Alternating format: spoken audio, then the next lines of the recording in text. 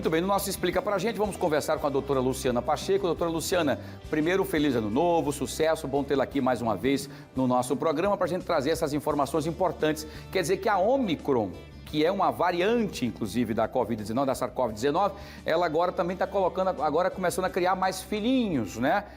Então tem mais sublinhagens dela aí, causando problemas. Já começou nos Estados Unidos, no Reino Unido, então para chegar aqui no Brasil é um pulo. É isso mesmo? Doutora, boa tarde, seja bem-vinda. Boa tarde, Wilson. Prazer voltar a conversar com você. Feliz ano novo também para você, para todos os espectadores. De fato, começa um ano e com essa notícia, né, de que a Omicron está fazendo seus filhotes, a subvariante que é chamada Kraken, né, e o Kraken, e é uma subvariante que foi detectada nos Estados Unidos, em Singapura e também no Reino Unido. Então, ela já fez algum aumento de casos nesses locais, no hemisfério norte, né, onde esse tempo é um tempo de frio. A gente viu aí a neve, né, intensa que teve lá nesses locais, e nesses locais com muito frio, as pessoas se aglomeram mais e aí a transmissão da doença se faz de uma forma mais intensa.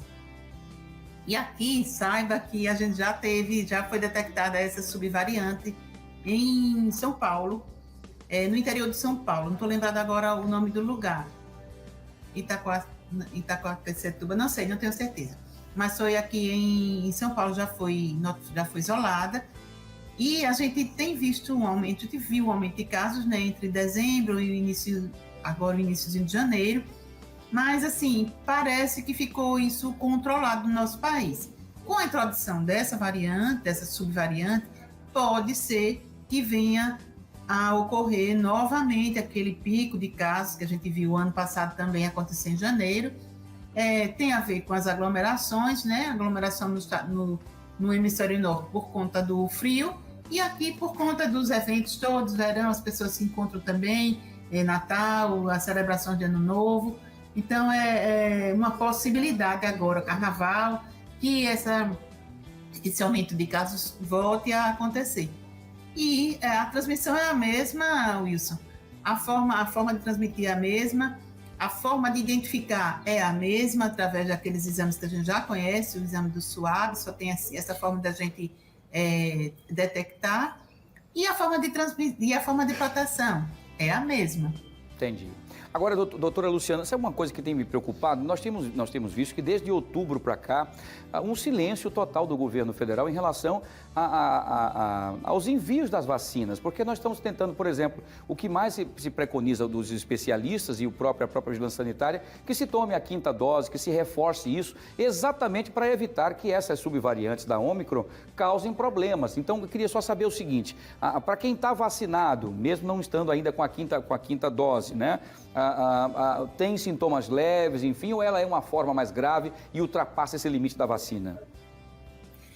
Wilson, o que se viu nesses locais onde houve esse aumento de casos, é que esse aumento de casos não veio, não ocorreu um aumento de óbito paralelamente, né? Como a gente viu nas outras ondas, pelas outras variantes, a beta, a gama, a delta. Então, a gente não viu esse aumento de óbitos ocorrer junto com esse aumento de casos. Provavelmente isso, mas a gente sabe que ela é muito transmissível, né? Nos Estados Unidos ela chegou e invadiu e tomou conta do lugar dela como a mais identificada, a variante mais identificada hoje, a subvariante, é essa subvariante da Omicron. E aí, a recomendação de fato é que as pessoas mais vacinadas, elas se vacinem, porque as pessoas mais vacinadas, elas estão mais protegidas de ter a forma grave, de ter hospitalização. E, de fato, a gente viu esse silêncio, né? Mudança de governo, a gente sabe que não houve uma compra de vacinas, né, suficiente para atender toda a população. Então, quando o governo diz assim, 80% do brasileiro está vacinado completamente. Não é verdade, porque hoje se sabe que a vacinação ela é composta de 2 doses de uma mesma vacina, e mais um reforço. Então, hoje, para que de fato a gente se proteja contra as formas graves, contra a hospitalização, é preciso que a gente tenha pelo menos 3 doses. Idosos, 4 doses, e pessoas de risco, né, imunodeprimidas. E ainda a 5ª dose para pessoas imunodeprimidas. Não ficou evidente que há uma proteção da 5ª dose em pessoas que não têm imunodepressão. Então, não mudou. Mesmo as pessoas que tomaram 5 doses e eram, por exemplo, idosos, mas não imunodeprimidos no sentido de uma doença, por exemplo, como o HIV, como essas doenças autoimunes que a gente conhece, mostrou-se que ela não alterou muito os casos nessas pessoas. Então, a recomendação é 2 doses iniciais, uma 3ª dose, e de forma mais eficaz é que ela seja diferente daquelas doses iniciais, e uma 4ª dose para os idosos, para os imunodeprimidos, e uma 5ª dose para os imunodeprimidos com HIV, com essas doenças autoimunes, como eu falei. Então, essa é a orientação. Agora, o que é que se espera que venha acontecer? É que essas vacinas que foram atualizadas, elas já contêm a variante Ômicron na sua composição, porque a composição inicial, ela contém apenas aquela cepa inicial, né? Aquela cepa que foi isolada inicialmente na China, há 3 anos atrás, né? E agora já tem vacina atualizada com a variante Ômicron. Então, o que se espera é que para esse ano a vacina seja atualizada, ou seja, uma dose de reforço com essas vacinas atualizadas. Mas quem não atualizou as suas vacinas precisa atualizar, precisa completar o seu esquema, na verdade, antes de tomar uma vacina atualizada. Essa é a orientação que está sendo dada. Qual o problema?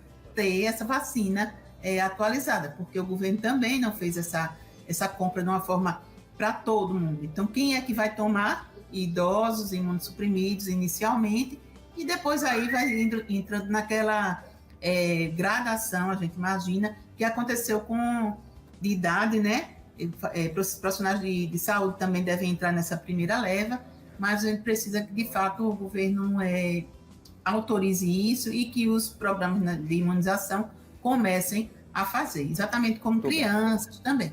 Perfeito. Doutora, vamos lá então para a pergunta. Tem pessoas participando conosco, vamos lá por causa do nosso tempo. Vamos ver quem faz a pergunta para a doutora Luciana Pacheco. É a Silvia Amorim. Ela pergunta o seguinte: doutora Luciana, as vacinas e o medicamento contra a Covid nos protegem das novas variantes? Silvia, o medicamento, ele trata da doença, né? Ele trata a doença. Existem alguns medicamentos profiláticos, preventivos, que não é a ivermectina, nem a cloroquina. Essas medicações que são utilizadas nos Estados Unidos, na Europa também, mas a gente não tem ela aqui como sendo preconizada para todo mundo. Não tem essa medicação num quantitativo grande. Existe uma medicação nova, Paxlovid, que ela é um antiviral que foi autorizada pela Anvisa para ser usada nos pacientes e também nos pacientes de risco, o risco maior de desenvolver forma grave. Então, essa medicação foi comprada também pelo governo federal, no governo passado, mas também numa quantidade pequena. Então, por exemplo, para Alagoas, a gente tem aí em torno de 2.000, 3.000 tratamentos para a população toda.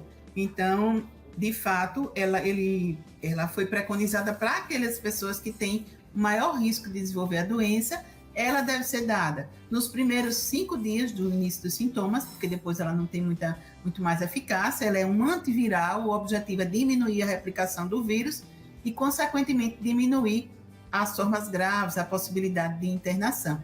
As vacinas, elas protegem as pessoas de ter forma grave, de hospitalizar. A gente sabe que mesmo pessoa com 4 doses de vacina tem se infectado com o vírus. Esse vírus ele é muito danado e as vacinas elas não tiveram esse poder total de impedir a transmissão, que é o que a gente já vem falando desde o início, né? A vacina Coronavac se mostrou um 80% de eficácia para a proteção de formas graves, mas aí 50% só de proteção, só que é muita coisa, mas a gente esperava que que tivesse uma efetividade maior para impedir a transmissão. E não impede, mas impede de fato. De fato, as pessoas vacinadas, elas transmitem menos, mas elas podem, mesmo vacinadas completamente, contraírem a doença, mas não vão ter as formas graves, não vão ter a necessidade de hospitalizar e os óbitos que a gente viu acontecer no início da pandemia,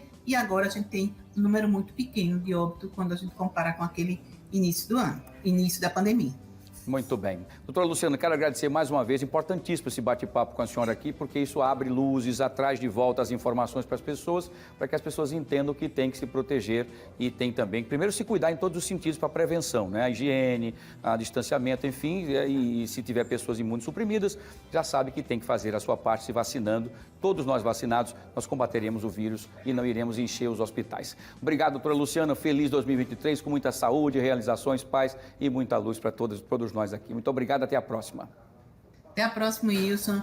Um feliz 2023 para todo mundo, com saúde, com juízo, acreditando nas informações corretas que a ciência nos mostra, não em fake news. É isso aí, perfeito. Doutora, um abraço, grande sucesso. Daqui a pouco a gente pode voltar com a doutora Luciana trazendo mais informações. Aqui no nosso caso, explica pra gente, prestação de serviço pura no nosso fenômeno Fique Alerta, tá bom? Muito bem.